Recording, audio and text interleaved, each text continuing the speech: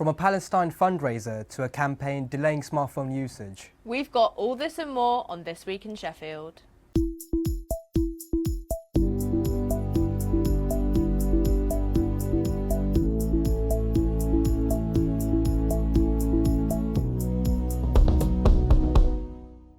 Welcome back to This Week in Sheffield. I'm Thea.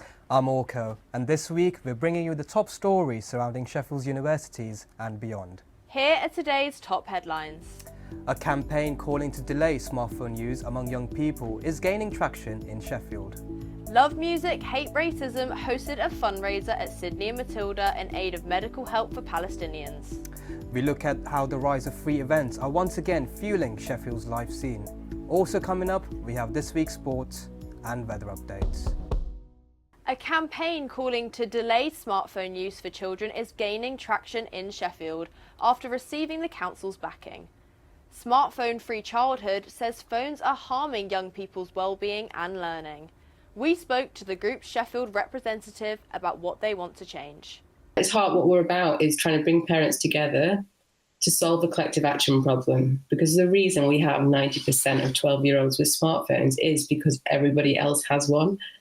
And when you come together to solve that problem, the pressure is instantly lifted, and that norm, we can change that norm. 10 years ago, I think if you told parents and young people this is a world we'd be living in, we wouldn't have believed it. The fact that children spend up to 35, your average teen spends 35 hours a week on their smartphone. Children play less and less outdoors, have a less and less real life independence, and yet incredible freedom in the online world. So that's what Smartphone Free Childhood is about. It's really at its core trying to change a culture and to go back to a more play-based childhood rather than a screen-based one. And it's hard. What we have is a really simple online tool where you can sign up to what we call the Parent Pact, and that is a pledge to not give your child a smartphone before 14 and social media to 16. And on the website, you can look at your region, so you can look at South Yorkshire, you can look at your school, and then you can actually break it down by class.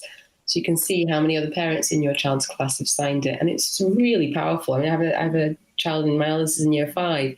And if he comes home from school and says, Mum, everybody's got a smartphone, I click of a few buttons, I can say, no, they don't. And we have a WhatsApp community too. And I can say, not only are 20 of them not planning to give their kids smartphones, I have this network of parents and I know who some of them are. And it just instantly, he doesn't want one, because that's what it's all about, isn't it? You want what your friends have. If your friends are online, you want to join them. If they're not, if they're out playing in the garden, if they're coming round for play dates, then your child has a longer childhood.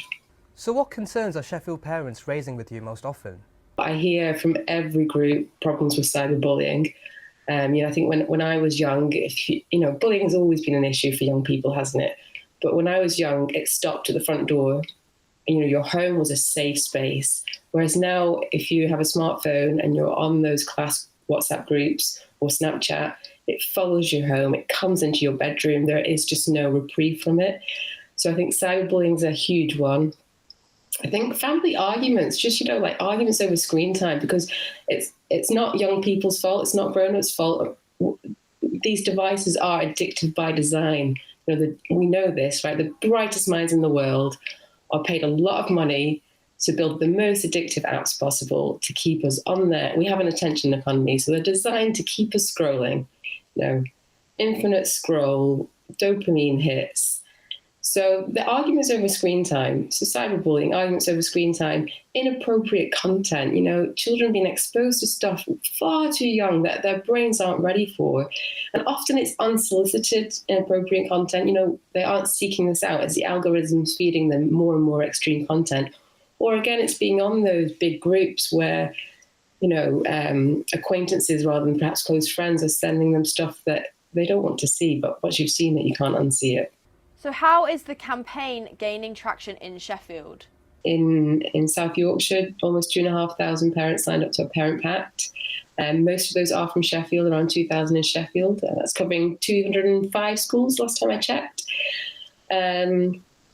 So momentum's gathering.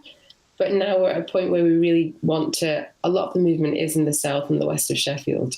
So my priority at the moment is how do we spread the message further? How do we reach the north and east of the city? Because it doesn't matter what your background is, what your parenting values or style is. We all have to navigate the fact that we have this problem for our young people. And I think the benefits of not giving your child a smartphone are the same for everybody. So that's why we recently launched a petition to the Sheffield City Council, and we've been reaching out to MPs and to the South Yorkshire Mayor just to try and we need a collaborative approach where parents, community groups, schools, local politicians are working together to spread the message and raise awareness. You've also now received the council's official support. What are the next steps moving forward?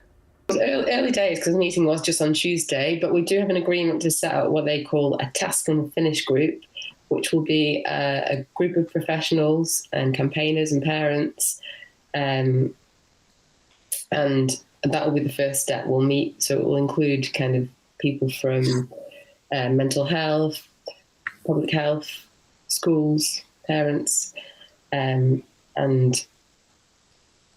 we'll see where it goes from there. But I am optimistic, because we know the Lords have just asked for an amendment so that smartphones aren't allowed in schools, and the age of social media is raised. The presidents of the 23 medical colleges came out a couple of weeks ago and wrote a letter to ministers saying we need to consider this a smartphone use amongst young people as a public health emergency. So I think there's momentum behind this movement from lots of angles, and I hope that the council get on board and help us. What would success look like for you in the future? I think success would look to. I think we have the stages to this. So success for me would in the first instance, be able to have parents have signed the Parent Pact at all Sheffield primary schools. That would be amazing, because from there we can build the movement. We can go into schools and do presentations. We do coffee mornings. We can get parents coming together, because it's not just not give your child a smartphone. It's what do you do instead. So I think it's about trying to bring back, to encourage groups of parents whose kids are friends to arrange like Friday afternoons. You come to our house, or let's let our year 6, 5 and 6s go to the park by themselves. Because the world is not that unsafe. I think social media fuels this perception that we live in this incredibly dangerous world and we can't let our kids out our sight. But I think we can, and I think we should, because they have to learn to navigate the real world. And finally, how can someone get involved with Smartphone Free Childhood? They should go to their Smartphone Free Childhood website, and I've got an absolute wealth of information in terms of how to join the WhatsApp community, how to reach me or other regional leads, how to sign the Parent Pact, and then actually quite a lot to show your kids. So just last week we had Zach, who's Steele from Gladiators, become an ambassador for Smartphone Free Childhood. So he has a great video that you can watch with your child. There's loads of information on if you've already given your child a smartphone, how to build healthier digital habits. So yeah, go to the Smartphone Free Childhood website, get involved, join us, and help spread the word. Well, thanks a lot for that, Ruth. Thank you for taking the time out to talk to us. Now, Sheffield has long made space for music outside the mainstream. From post-industrial warehouses and DIY parties to community-run nights, free events have played a quiet but important role in the city's cultural life. As the cost of living puts pressure on live music, that tradition is becoming relevant once again, especially for artists and audiences priced out of ticketed shows. Today, that free party ethos is finding new home in spaces like Pedlar Market, where accessibility and atmosphere matter as much as the lineup. It's also become a favourite haunt for Leeds-based label and event collective Private Records. Run by James Vardy, the label is helping translate Sheffield's long DIY tradition into a modern, open space for live music. According to him, bands are more likely to remember playing for a sold-out crowd than getting paid a massive sum. Prioritising a good night of music rather than just profits, private records are known for their artist-first approach, with all ticket sales going towards their higher fee while regularly hosting free or pay-as-you-feel events. Free events are once again creating space for Sheffield's live music scene to thrive, keeping it open, visible and alive. Saturday evening saw Sydney and Matilda host the highly anticipated Blues for Palestine gig in collaboration with Love Music, Hate Racism. The event started at 5 p.m. and had a collection of blues band performances and activist speakers to help raise money and awareness for Palestine aid. Tommy Clough, Holden Carr and Joe Callow have more. This week in Sheffield, we're here at the Sydney and Matilda for the Blues for Palestine gig, set up by Love Music, Hate Racism. Let's go inside. Well, see my tales of affection, it will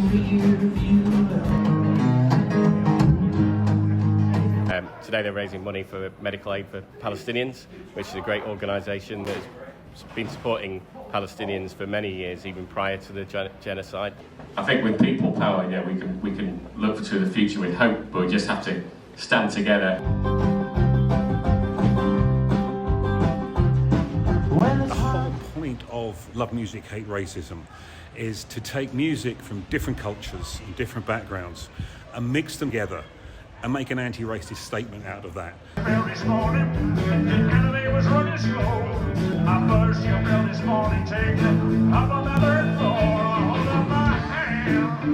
Nothing shows how stupid and artificial racism is, watching people enjoying and dancing to each other's music. Read some books, 100 Years of War Against Palestine, really understands the history and the context. Talk to your friends, talk to your family, keep Palestine visible, boycott Israeli goods. That is the single most important thing. And don't bank at Barclays. Don't bank at Barclays, is clear. The acts we've gone on tonight are excellent.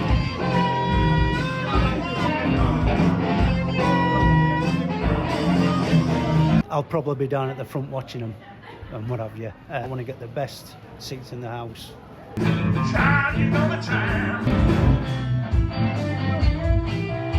Put on about 10 shows in Huddersfield the last few years. They've really helped. You know, this is about drawing attention to the plight of the Palestinian people and obviously the genocide that's happening there. Hopefully we'll raise a couple of £1,000 and we'll raise awareness. And now we have Max Morris with the sports. It's been a while and I've got lots to unpack from Sheffield sports teams over the last month, from football transfers to basketball trophies and all the latest. Here's your update. Sheffield Wednesday waved goodbye to club legend Barry Bannon after he played his final game for the Owls. The 36-year-old made 477 appearances for the club, netting 38 goals along the way. It's understood that Bannon didn't necessarily have the desire to leave after he stayed with the club amid financial challenges over the last year. But in order to allow some cash flow, Bannon signed for Millwall for an undisclosed fee. They recruited 3 players on loan from Premier League sides and signed journeymen Jerry Yates and Nathan Redmond to bolster their attacking options. Wednesday still have only won 1 league game this season, with relegation looking imminent. The club will be looking to prepare for life in League One. And on the other side of Sheffield, United were also busy this January. They recruited Joe Rothwell, the ex-EFL man, who was out of favour at Rangers as he only made 1 appearance since October. They signed ex-England international Calvin Phillips on loan until the end of the season, and he'll be joined by Kijani Hova and Leo Heald, who both join on loan from Premier League sides until the end of the season. The Blaze currently sit 16th in the Championship, 7 points above the drop zone. Sheffield Sharks saw off Cheshire Phoenix in the SLB Championship, claiming their first victory since the 9th of January. They currently sit 4th in the table, 6 points off leaders London Lions. They face bottom of the league Caledonia Gladiators on the 20th of February, and they'll be looking to make it back-to-back wins. And finally, the Hatters. They won the Betty Cadona Trophy on the 1st of February as they saw off rivals Caledonia Gladiators in a whopping scoreline of 80-62. They've been on a roll this year. They've only lost 2 games since the start of the season, claiming 15 victories along the way. They currently sit second in the women's SLB table, only 2 points behind Gladiators, and the 2 big hitters meet once again in the Cup semi-final next Monday. You can catch them live on Sheffield Hatters' YouTube channel at 6:45 on the 16th of February, and you might just see a familiar face. That's the latest from me. As we approach varsity time, make sure you're following Forge Sport on Instagram for all the latest updates. Thanks, Max. Now it's time for the weather. Tasia, what's the rest of the week looking like? I'm back with the weather, and don't worry, if you've been away from Sheffield over the Christmas period, I'm sure the weather is exactly as you remember. It's going to continue to be wet and rainy as the week continues, so just keep your umbrella on standby. That being said, though, it is 9 degrees today, which is quite good for February. It's going to be a minimum of 4 degrees in the evening, and we are expecting some showers. As the week continues, the weather is going to remain pretty steady, and there is potential snow as the week starts to come to an end on the hills. I do have some good news though. The sun is starting to set past 5 p.m, so we will be having some longer, brighter days. And as the weekend comes in, the weathers will be low, but there should be some spots of sunlight. That's all from me. Back to the studio. Thanks for that, Tay. Now, unfortunately, that's all we have for you today. We'll be back next time with more news. In the meantime, make sure you follow us on our socials. Bye for now.